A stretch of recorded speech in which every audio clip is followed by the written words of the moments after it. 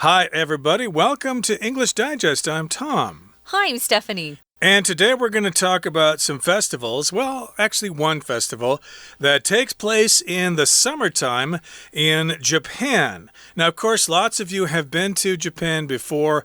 Maybe you've been to Tokyo or Osaka or Kyoto or places like that. But for this particular festival, you've got to go way up north to Hokkaido. Yeah. You've actually got to go to the city of Sapporo.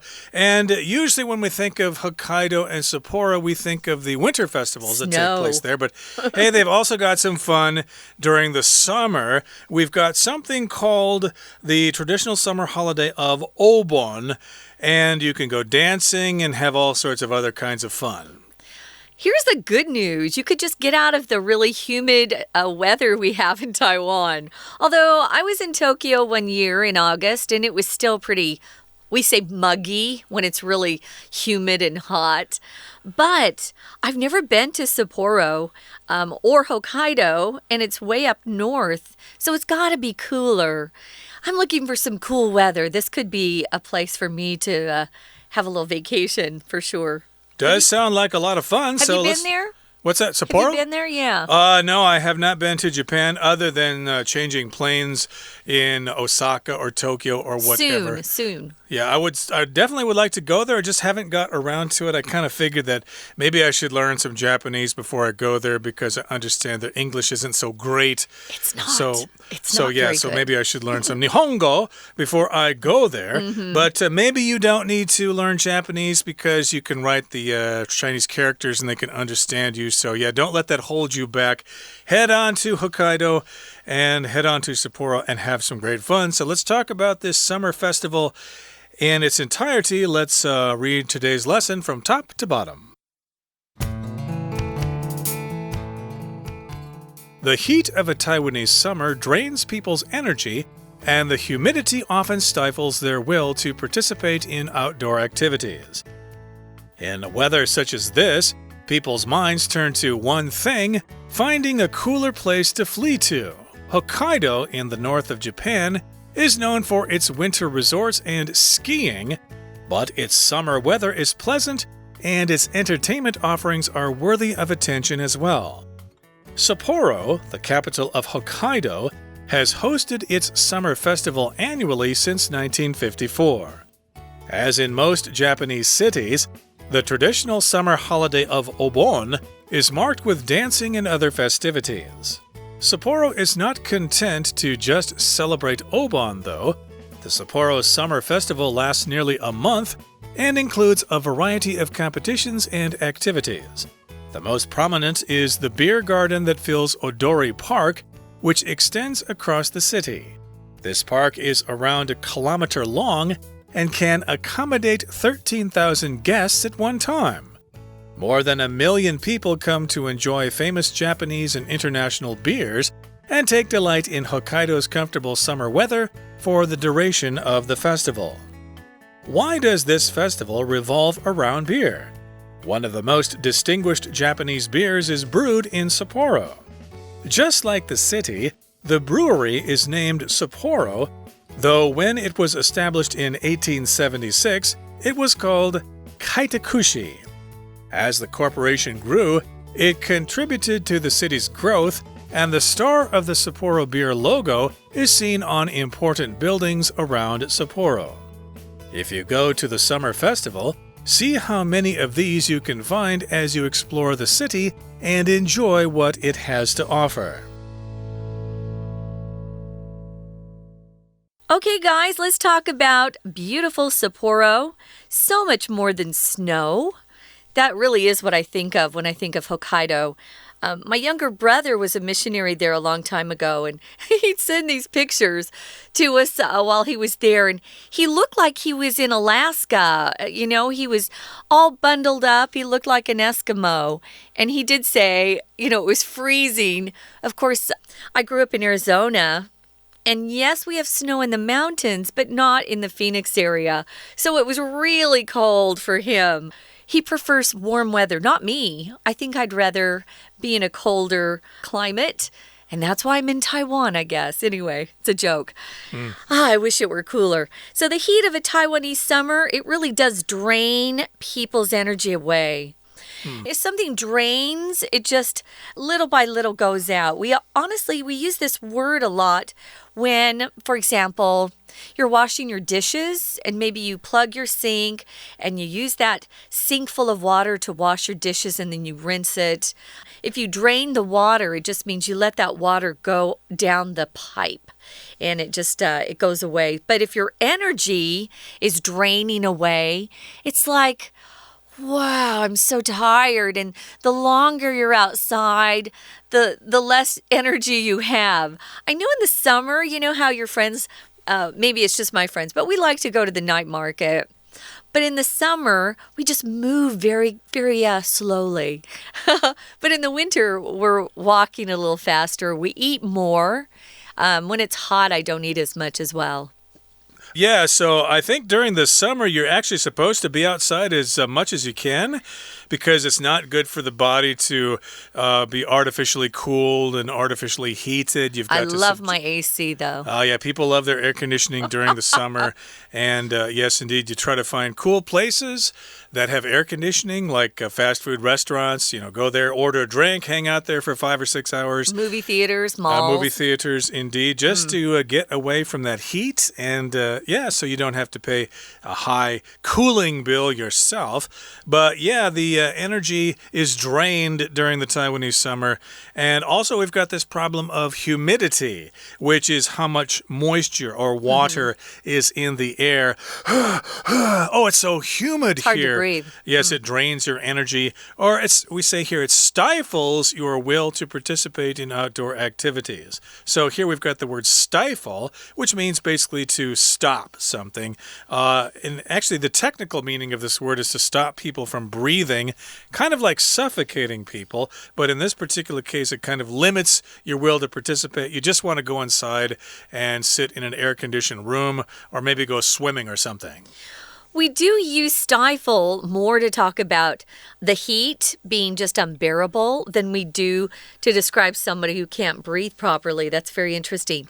We do use suffocate much more.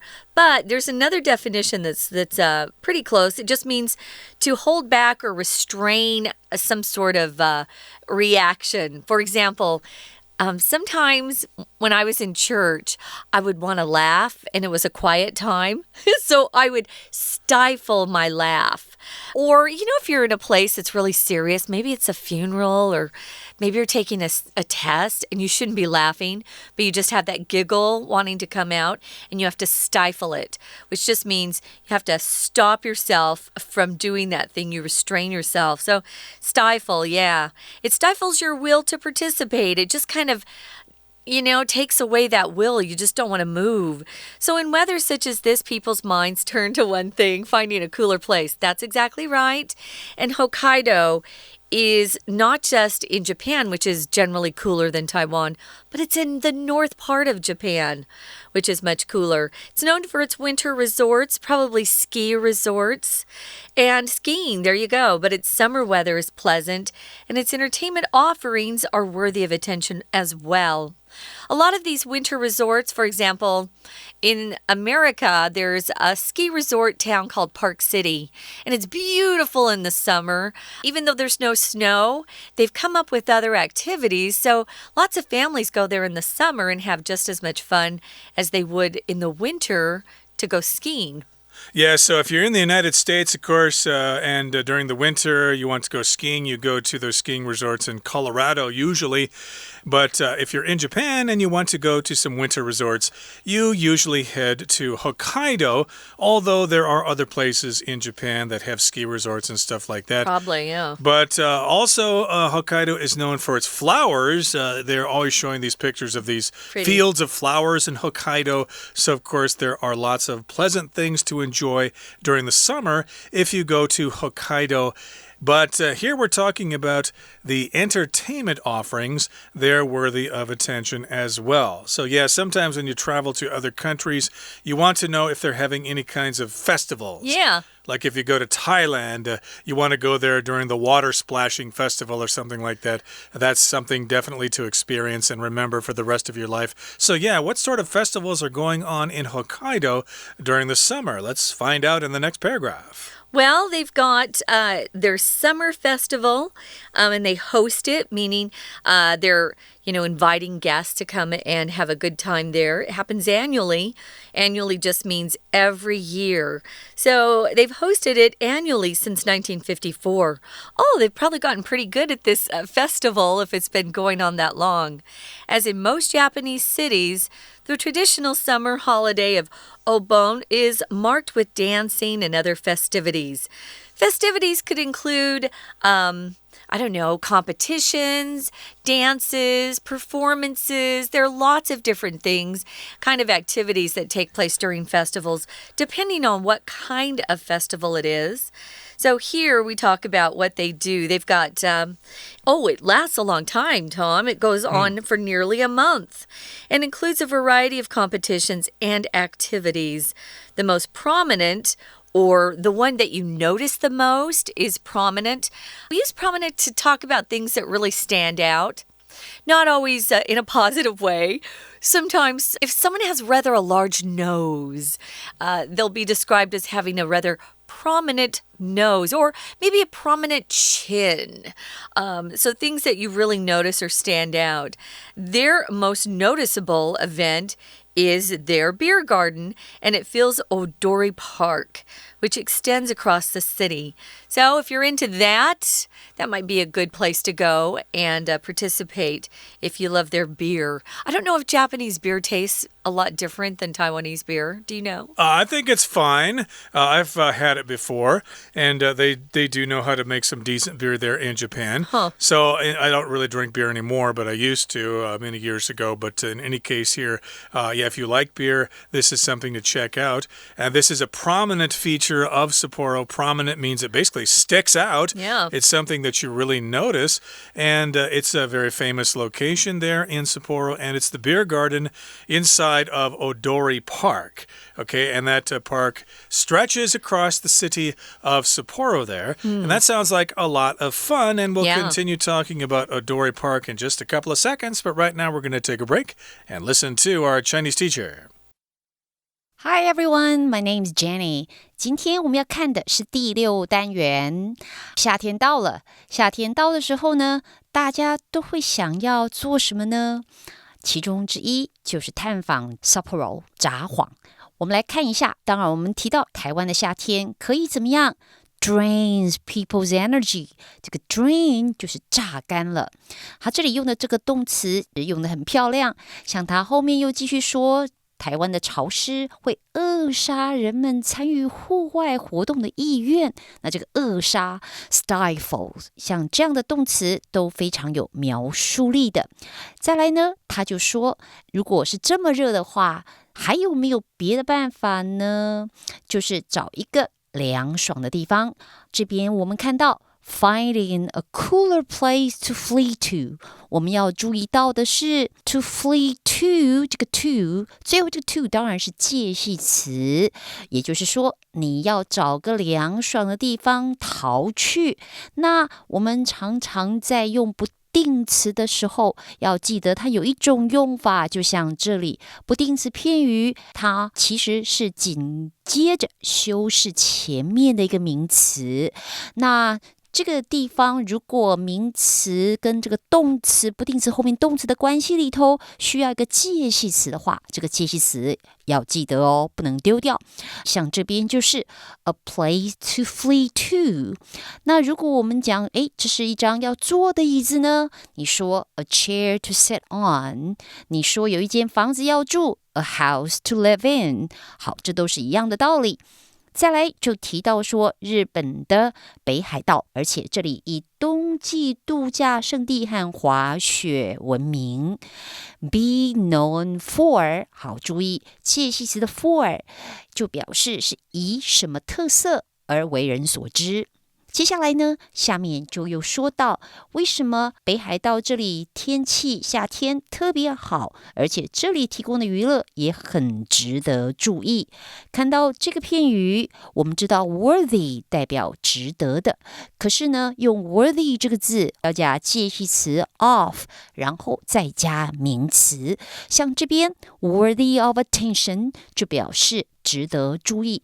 当然你也会发现类似的片语，比如说worthy of note, worthy of consideration 都代表值得注意。接下来下一段就要告诉大家札幌为什么会是大家度假胜地，有什么历史在后面。首先他就说到了，其实当然札幌就在北海道，这里每一年夏天都会举办一个 Summer Festival， 这个就叫做夏季欢乐节。那这个地方当然跟其他传统城市一样，它这一边有一个以舞蹈还有其他庆祝活动为特征的盂兰盆节。这些节庆不外乎是让大家可以找一个地方一起来竞赛，一起来活动。 We're going to take a quick break. Stay tuned. We'll be right back.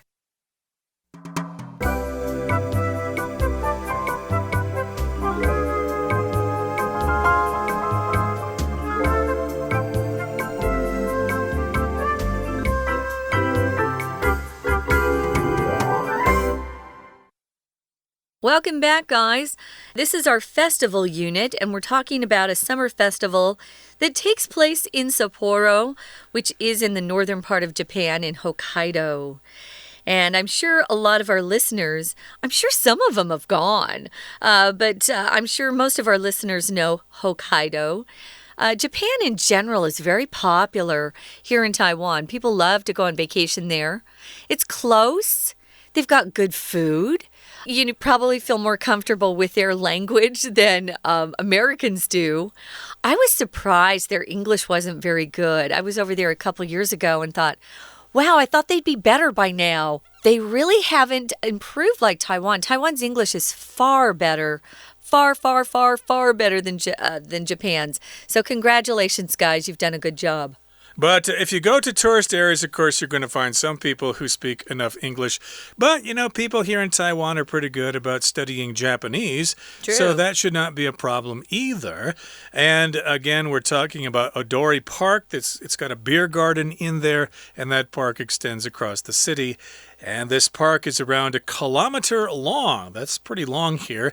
And lots of people can fit inside that park at one time. It says the park can accommodate 13,000 guests at a time. It's a lot of people. Exactly. So here we've got the verb to accommodate, which means basically to provide space for people for some kind of activity. You could say that this hotel accommodates 500 guests. For example, you can fit 500 guests inside this hotel. This particular park, though, can hold or accommodate thousands of guests at one time. Imagine the kind of party you're going to have with that many people there. True. That many drunk people. I don't drink. And I just noticed that when my friends drink, they become very loud. And everything's funny. I've noticed that too. But it sounds like you're outside. I just like to be outside. And I love the landscape in Japan. It's very green and beautiful. Well, you can also use accommodate, guys. If you ever call a hotel to book a room, they might, instead of saying, I'm sorry, we can't fit you in, they might say, we can't accommodate you that particular day. We're sold out. So you might want to put this word into your vocabulary and become really familiar with it. Accommodations would be where you're staying. It could be where you're staying on vacation. But we don't usually talk about our home as some sort of accommodations, unless it's a joke, Maybe your friend's coming to visit you from Europe and you say, I can accommodate you in my nice apartment. That's a joke. Mostly you use it to talk about hotels or bed and breakfasts that have rooms that you can rent. So it can hold a lot of people at one time, and more than 1 million people come to enjoy famous Japanese and international beers and take delight in Hokkaido's comfortable summer weather for the duration of the festival. For almost nearly a month, I'd like to have a vacation that long, to be honest. Duration just means how long something lasts.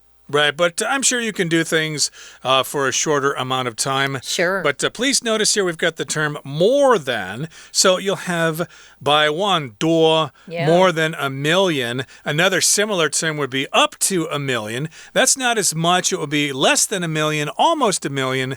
And in this particular case, more than a million means definitely a million and more than that. So lots of those people, a million people, enjoy those different kinds of beers there.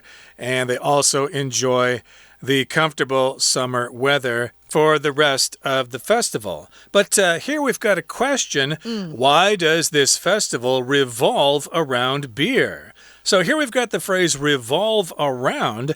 When I see that, I think of astronomy. We often talk about heavenly bodies like the moon revolves around the earth revolves around the sun, etc. So yeah, why is beer the center of this festival? Why do all these activities take place because of beer? Very good question.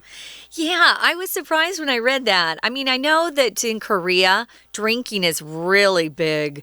In fact, if you don't drink, it can actually hurt your career. I think that's weird. They don't drink that much here in Taiwan. But, yeah, I never thought about the Japanese being big drinkers. I know the men drink. They like to go out with their buddies after work. I worked for a Japanese company in California, Mitsubishi, for a while, and they would go out drinking every single night. Oh, no. But, yeah, other things can revolve around that. For example, maybe you have a party and the whole party revolves around someone's birthday or revolves around the celebration that we just, we're having because we're graduating from college. Or if you have a newborn baby in your house, life revolves around that baby. Everybody is focused on the baby, and nobody else has anything important that they have to worry about. Everything is kind of focused towards that baby. We use it like that when everybody's focused on one thing.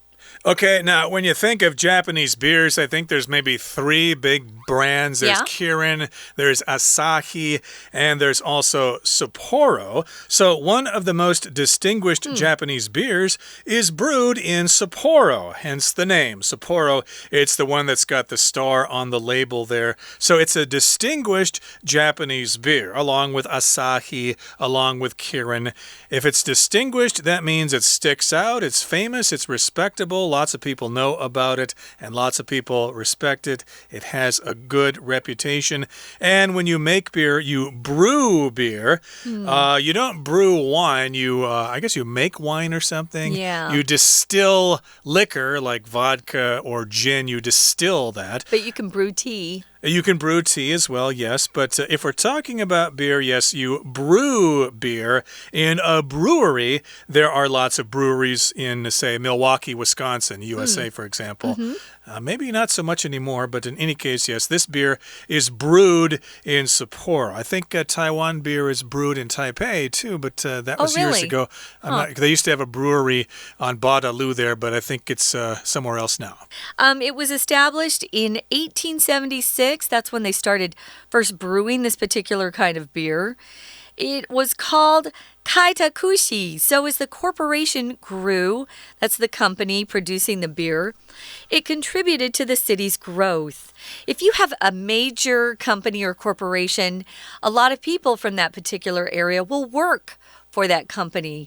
So it will contribute a lot to the city's growth. If you contribute to something or someone, just means you give them something. It could be money, it could be time, it could be your name. Maybe you're contributing your name to a product, and it will help them sell that product if you're famous at least.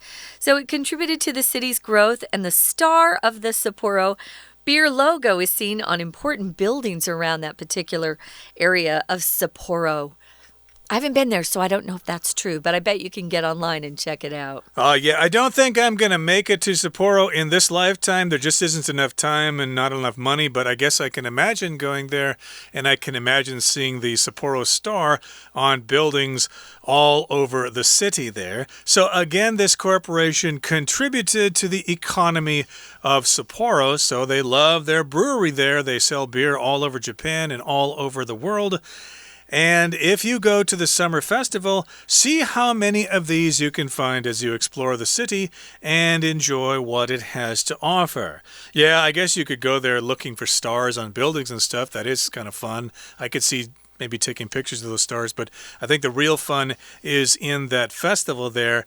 You can have some beer, have some great sushi or whatever, and meet some new friends and have a heck of a time there at the...Is it the Obon Festival in Sapporo, Japan? That brings us to the end of our explanation for today. It's time now to listen to our Chinese teacher. 我们继续来看，提到了北海道这边的这个有名的城市，也是夏季度假胜地的札幌 Sapporo。如果你到札幌来，要做什么？大概会想到的就是它的Beer Garden 啤酒花园，它就在大通公园这里。那大通公园很大，而且可以容纳非常多的游客。这里提到，大概呢会有超过100万的人会来这里喝啤酒。当你说到这边喝啤酒，享受这个北海道的夏天。Take delight in 这个片语就表示享受，乐于什么之中。最后就要提一提，我们说这个节日所以夏季欢乐节怎么会是绕着啤酒呢？这里札幌一提到，马上就会让你想到札幌有名的啤酒，这个啤酒的名称就叫做 Sapporo。好，大家应该是多少听过，这是札幌酿造的有名的日本啤酒。